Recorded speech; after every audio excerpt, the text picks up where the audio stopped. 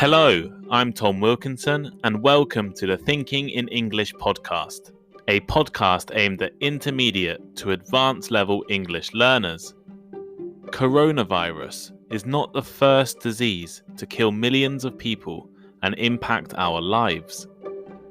Throughout history, smallpox, amongst other diseases, destroyed countless lives and devastated entire communities. It was incredibly infectious and incredibly deadly. However, smallpox is also the only disease to ever be completely eradicated by humans. This episode will look at the history of that deadly disease, investigate how we got rid of the virus, and consider the lessons we can take from that time. But first, why not follow the Thinking in English Instagram page, Thinking in English podcast, or the link is in the description. And you definitely should look at our blog, thinkinginenglish.blog, for all transcripts and bonus content. Here is today's vocabulary list.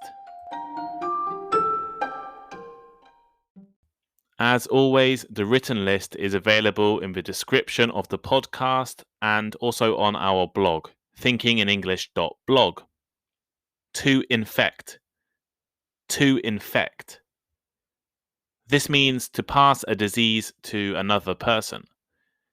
For example, the hospital is full of people infected with coronavirus. Precaution. Precaution.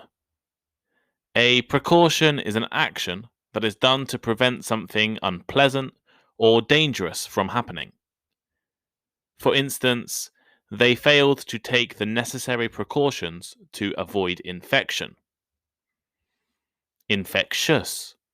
Infectious. In this episode, I used two different meanings of infectious. An infectious disease is able to be passed from one person, animal, or plant to another. An infectious person is someone able to pass a disease onwards. For instance, after the 21-day isolation period, survivors are no longer infectious. To devastate. To devastate. This means to destroy a place or thing completely, or to cause great damage. For example, the town was devastated by a hurricane in 1928. To eradicate. To eradicate.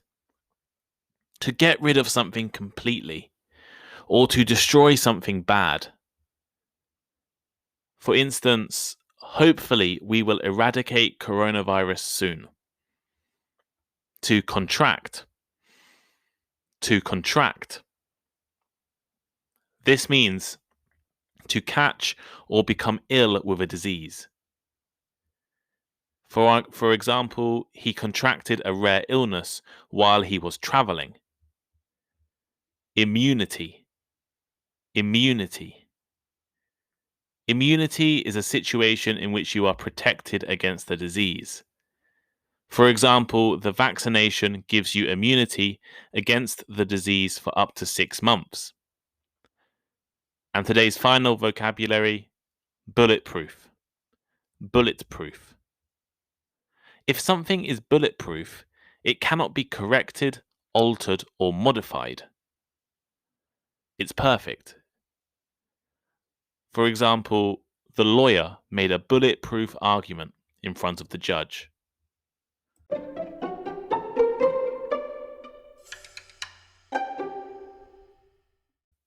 If you've listened to a few of the previous episodes of this podcast, you've probably noticed that I haven't really talked about the ongoing pandemic. Occasionally, I have mentioned the situation, but I have not recorded anything directly about COVID or its major consequences. There is a reason for this. Everyone is talking about the pandemic. Every newspaper, every TV show, every podcast, every blog. I thought that listeners to this podcast would appreciate a break or some time away from the constant coronavirus talk. And don't worry, this episode is not going to be all about the pandemic. Instead, I want to talk about a different disease, which could potentially teach us some important lessons on how we can improve our current problems. That disease is known as smallpox. Coronavirus is a terrible disease, of course. It has killed over 2 million people and infected more than 100 million others. However, I think a lot of people agree that it could have been much worse. If people don't take precautions like wearing masks and social distancing, each coronavirus infection leads to about 2 or 3 other people getting infected. Fortunately, only about 0.5% of people who get infected die as a result of the disease. Although it is an awful disease, it could have been a lot worse. Imagine if the disease was far more infectious. So instead of infecting 2 or 3 people, every person with COVID infected 5 or 7 people. Or if it killed 30% of everyone infected.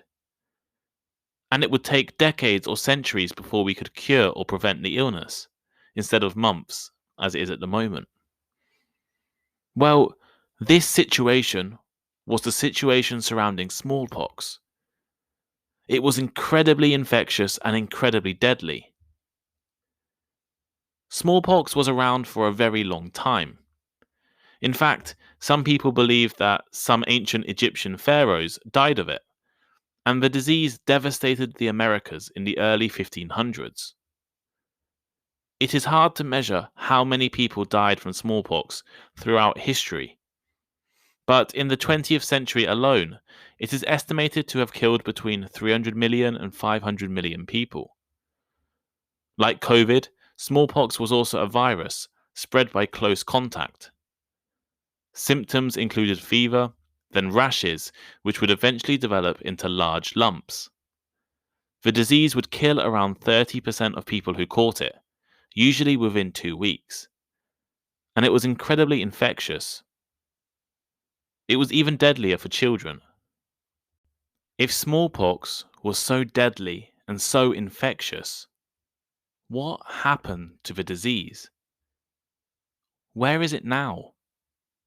And why do we not hear about people being infected or killed by smallpox?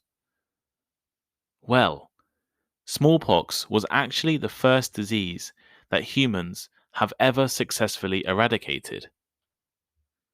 How did we eradicate such a deadly disease?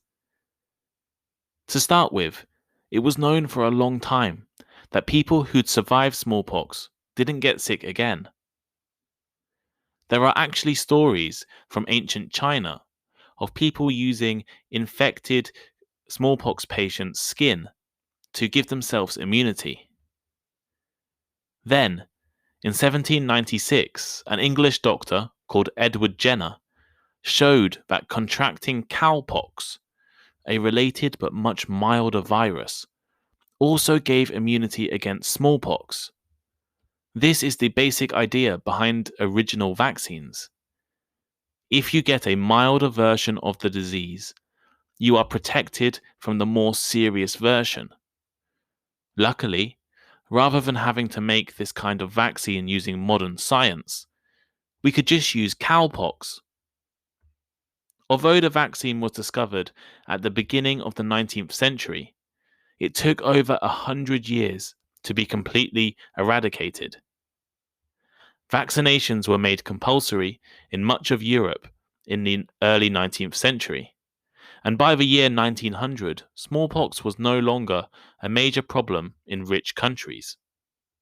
For example, in the 1800s, about 1 in 13 deaths in London were caused by smallpox, but by 1900, smallpox caused only about 1% of deaths. However, it was not until the 1950s that global eradication became a possibility. The World Health Organization was founded in 1948 and took control of organizing a global vaccination program. It was incredibly important to vaccinate everyone. This is a challenge we are facing today with coronavirus. As long as billions of people remain unvaccinated, there's no bulletproof way to keep anywhere in the world disease-free. Although the USA and Northern Europe were largely free of smallpox for most of the 20th century, it was reintroduced many times by travelers from Asia, Africa, and South America. The goal was to vaccinate everyone so that the virus could be destroyed forever.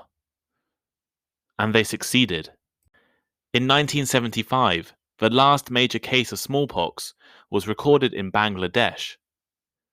In 1977, the last minor case of smallpox was recorded in Somalia. Doctors tracked down and vaccinated every potential contact of the cases. None of them contracted the disease. Over the next few years, scientists and doctors searched for any other cases.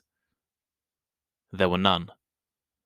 2 years later, in 1979, the WHO declared victory over smallpox. Since then, there has only been one further outbreak, caused by a mistake in a British laboratory. There has been no smallpox in the real world. So here is today's final thought. I believe eradicating smallpox is one of the greatest achievements of humanity. There were so many challenges and so many setbacks, but the scientists and doctors kept trying and eventually succeeded. This success gives us hope that other diseases can also be eradicated. The disease polio, for example, is now only present in parts of Pakistan and Afghanistan. Although COVID is a different and complicated challenge, the history of smallpox gives us hope that it too can be eradicated. What can we learn from the eradication of smallpox? Well, the first lesson is that smallpox eradication took a lot of effort and a well-funded, well-supported public health system. Rich countries need to support poorer countries, and organizations like the WHO need to be strong and supported. Another lesson is that once the pandemic is over, we need to work hard to stop it ever coming back. We need to protect and keep vaccinating as many people as possible. The history of the fight against smallpox proves that we are capable of doing this.